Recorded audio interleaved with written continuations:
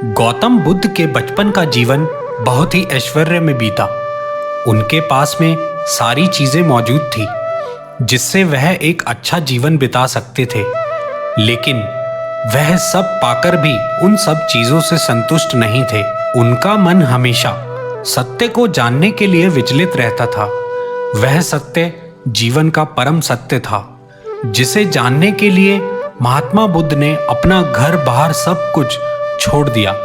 इसके बाद उनके जीवन में ढेरों परिवर्तन आए और उनके जीवन के इन्हीं परिवर्तनों से हम बहुत कुछ सीख सकते हैं। इसलिए हम इस वीडियो में महात्मा बुद्ध के जीवन से जुड़ी कुछ ऐसी कहानियों को लेकर आए हैं जिससे आपके जीवन में भी बदलाव जरूर आएंगे। एक समय की बात है, भगवान गौतम बुद्ध अपने शिष्यों के साथ बैठे हुए थे और उन्हें उपदेश दे रहे थे। तब उन्होंने अपने शिष्यों से कहा, क्रोध इंसान का सबसे बड़ा दुश्मन है। क्रोध करने वाला व्यक्ति खुद को हानि पहुंचाता ही है, लेकिन दूसरों को भी हानि पहुंचाता है। वह प्रतिशोध की आग में जलता है और अपने जीवन को बर्बाद करता है। उनके उपदेश खत्म हो जाने के बाद उनके शिष्यों में से एक शिष्य खड़ा होता है और उसे बोलता है, तू एक ढोंगी है। तेरी बातें मनुष्यों के रहन सहन से विपरीत हैं। तू जो भी कहता है उसे अपने जीवन में अनुसरण नहीं करता और दूसरों को यह सब करने को कहता है। जब उनका वह शिष्य गौतम बुद्ध को उल्टी सीधी बातें कह रहा था, तब गौतम बुद्ध ने कोई प्रतिक्रिया नहीं दी और वे शांत बैठे रहे। लेकिन ऐसे में वह व्यक्ति और भी ज्यादा गुस्सा हो गया और गुस्से में आकर उसने गौतम बुद्ध के मुंह पर थूक दिया। इसके बाद भी महात्मा गौतम बुद्ध को गुस्सा नहीं आया और वे शांत ही रहे। उन्होंने अपने चेहरे से थूक को पोंछा और वह चुपचाप बैठे रहे। यह सब देखकर उस शिष्य को समझ नहीं आया कि वह क्या करेगा। गुस्से में आकर वह उस जगह को छोड़कर चला गया और अगले दिन अपने घर पहुंचा। जैसे ही वह अपने घर पहुंचा, तब तक उसका दिमाग शांत हो चुका था। दिमाग के शांत होते ही उसे इस बात का एहसास हुआ कि उसने कितनी बड़ी गलती की है, उससे पाप हुआ है। वह खुद को मन ही मन कहने लगा, यह मैंने क्या कर दिया? मैंने महात्मा बुद्ध का अपमान किया है। ऐसा पाप मैं कैसे कर सकता हूँ? मैंने बहुत बड़ी गलती कर दी। मुझे जाकर उनसे माफ़ी मांगनी होगी।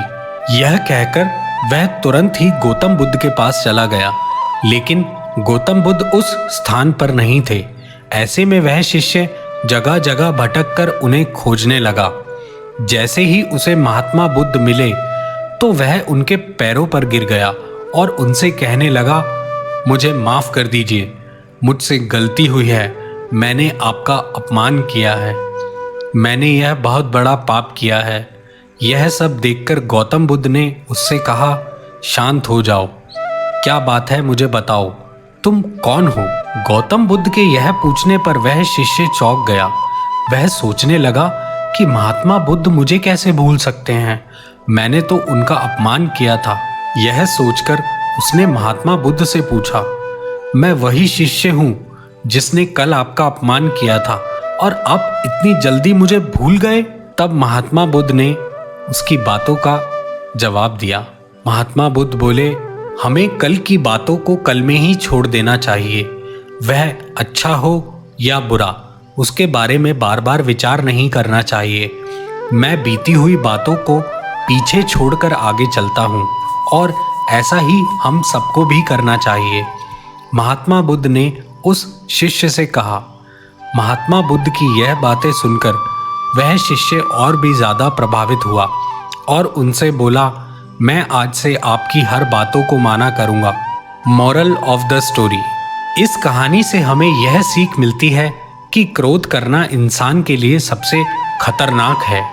यह मनुष्य का सबसे बड़ा दुश्मन है जो उसे बर्बाद कर सकता है। इसलिए मनुष्य को कभी भी क्रोध नहीं करना चाहिए।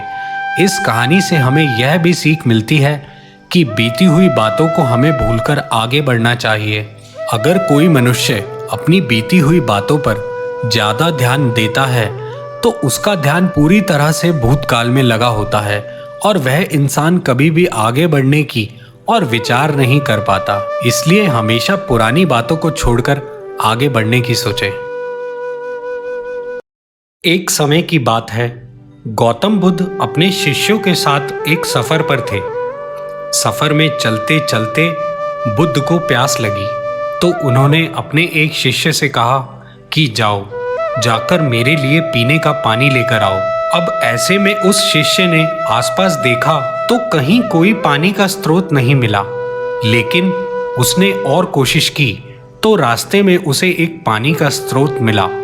वहां उसने देखा कि कुछ लोग उस पानी के स्रोत में कपड़े धो रहे हैं, और तभी वहां से एक बैलगाड़ी उस पानी के स्रोत के ऊपर से गुजर गई। ऐसे में वहां का पूरा पानी गंदा हो गया और उसमें मिट्टी भर गई। फिर उसने सोचा कि मिट्टी से भरे हुए पानी को मैं गौतम बुद्ध के लिए कैसे लेकर जा सकता हूँ। तो वह खाली हाथ ही वापस चला गया और गौतम बुद्ध से जाकर यह बात बताई। बुद्ध ने कहा कि ठीक है, हम सब यहाँ इस बड़े से पेड़ की छाया में बैठकर आराम करते हैं। कुछ समय बीता, फिर गौतम बुद्ध ने उसी शिष्य को फिर से पानी लाने को कहा। अब वह शिष्य वापस से उसी पानी के स्रोत के पास गया। वहां जाकर उसने देखा कि वह पानी बिल्कुल साफ था और पीने योग्य था। अब वह शिष्य बुद्ध के लिए वह पानी लेकर गया और उसने वह पानी गौतम बुद्ध को पिलाया। बुद्ध ने सबको यह बात बताई कि जिस तरह से पानी में कीचड़ मिट्टी फैल गई थी, लेकिन उसे थोड़ा समय तक ऐसे ही छोड़ने पर उसकी सारी मिट्टी नीचे बैठ गई, उसी तरह से हमारा मस्तिष्क भी है। जब हमारा मस्तिष्क अशांत हो तब उसे वक्त देकर उसे शांत करो। हमारा मस्तिष्क भी थोड़े समय के बाद शांत जरूर होगा। अशांत मस्तिष्क से कोई भी निर्णय नहीं लेना चाहिए। बस हमें करना यह है कि हमें अपने मस्तिष्क को थोड़ी देर तक शांत रखना है, जिससे कि हम अच्छे फैसले ले सकते हैं। मोरल ऑफ द स्टोरी: अशांत मस्तिष्क से लिए हुए फैसले हमेशा गलत होते हैं। हमें हमेशा शांत मस्तिष्क के साथ ही कोई निर्णय लेना चाहिए, जिससे कि गलतियां होने की गुंजाइश कम हो जाती है।